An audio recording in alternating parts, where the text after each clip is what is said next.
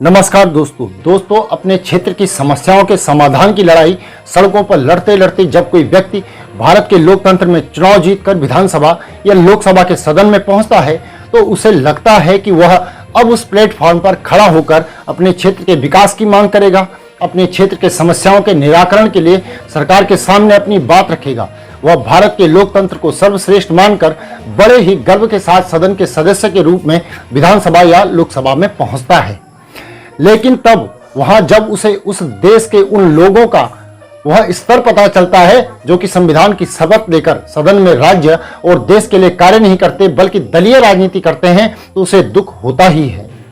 गैरसैंण में विधानसभा के मानसून सत्र के दौरान बद्रीनाथ विधानसभा से नवनिर्वाचित विधायक लखपत सिंह बुटोला भी कुछ ऐसी ही पीड़ा बयान कर रहे हैं। मानसून सत्र में कांग्रेस के बाइकआउट के बाद बयान देते हुए लखपत सिंह बुटोला का दर्द सामने आया है और उन्होंने वह दर्द सोशल मीडिया पर व्यक्त किया है। गैरसैंण में मानसून सत्र के दूसरे दिन बुटोला ने उत्तराखंड की बदहाल शिक्षा व्यवस्था पर अपनी बात सदन में कही थी और बहुत ही महत्वपूर्ण मुद्दे सदन में उठाए थे। वह तीसरे दिन सदन में अपने क्षेत्र की समस्याओं को बताना चाहते थे, अच्छी तरह से विधानसभा अध्यक्ष और सरकार के मंत्रियों के आगे वह रखना चाहते थे।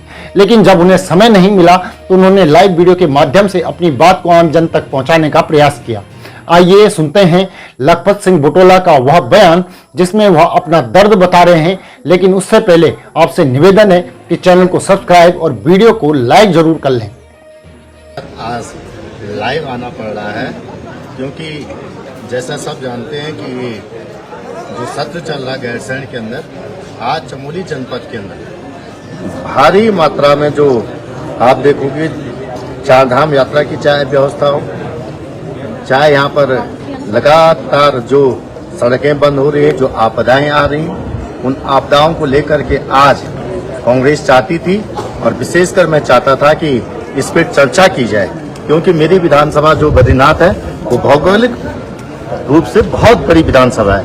लगभग 250 किलोमीटर लंबी विधानसभा होने के बाद भी वहाँ पे जितनी भौगोलिक परिस्थिति की वजह से आपदा आई हुई है, मेरे लोग विशेषकर चमोली जनपद हो, रुद्रप्रयाग जनपद के लोग हों, वो आज परिस्थितियां इस तरह की बनी हुई हैं कि सड़कों पे रहने को मजबूर है। उनको रहने की जगह नहीं, खाने की जगह नहीं, कहीं सड़कें टूटी हुई हैं। PMGSY के अंदर जो सड़कें हैं उन सड़कों के अंदर ओपन टू कम्युनिकेशन के लिए पैसा नहीं है। तमाम चीजों को लेकर के, चाहे जोशीमठ की आपदा हो, चाहे पगनों की आवाज हो, चाहे पूछ पोथनी की आपदा हो, चाहे उसके अलावा जो गोपेश्वर की आपदा हो, इसको लेकर के मैं बड़े स्तर पे उठाना चाह रहा था। दो प्रकार की आपदाएं इस प्रदेश के अंदर है, मेरी विधानसभा के अंदर है। एक आपदा तो जो प्राकृतिक आपदा है जिसको लेकर सरकार सजग नहीं है, लेकिन कई आपदाएं मेरे क्षेत्र में मैन मेड आपदाएं हैं। जैसे आपने देखा होगा STF के अंदर जो करंट के माध्यम से 2023 में 16 लोगों की मृत्यु हुई थी, ये एशिया का सबसे बड़ा करंट हादसा था। उस पर भी मैं सदन में उठाना चाहता था, उसको लेकर सरकार ने कोई आवाज नहीं उठाई। हमारे यहाँ लगभग 350 सड़कें बंद हो चुकी हैं।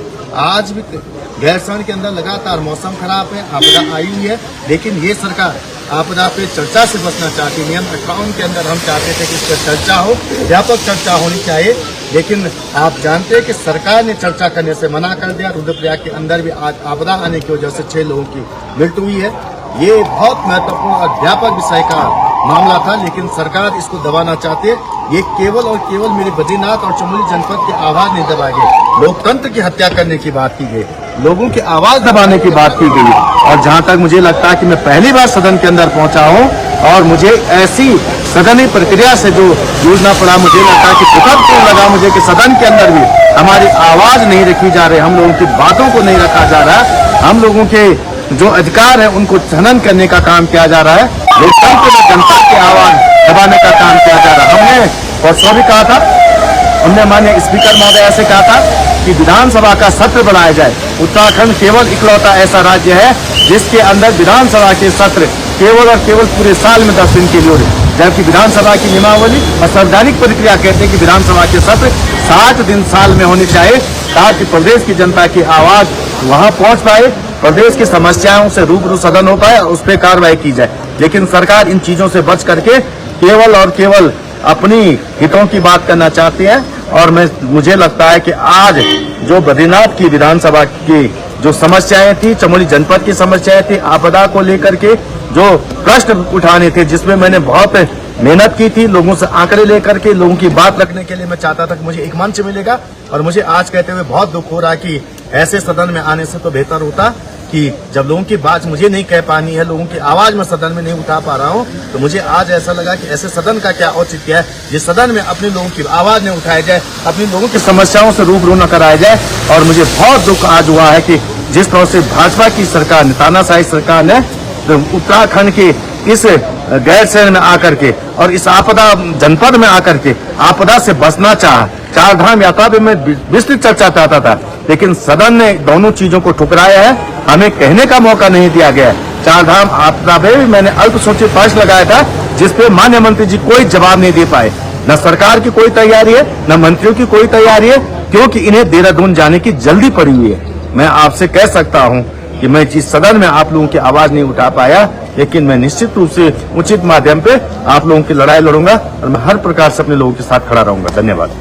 दोस्तों, लखपत सिंह बुटोला ने अपना दर्द लाइव वीडियो के माध्यम से सबके सामने रखा है और साथ ही वह उत्तराखंड के माननीयों की वह पोल भी खोल गए कि उन्हें 70 से ज्यादा देहरादून भागने की जल्दी है। इस पर आपकी क्या राय है, कमेंट करके जरूर बताएं। और अगर अब तक आपने चैनल को सब्सक्राइब नहीं किया है तो चैनल को सब्सक्राइब करें और वीडियो को लाइक करें।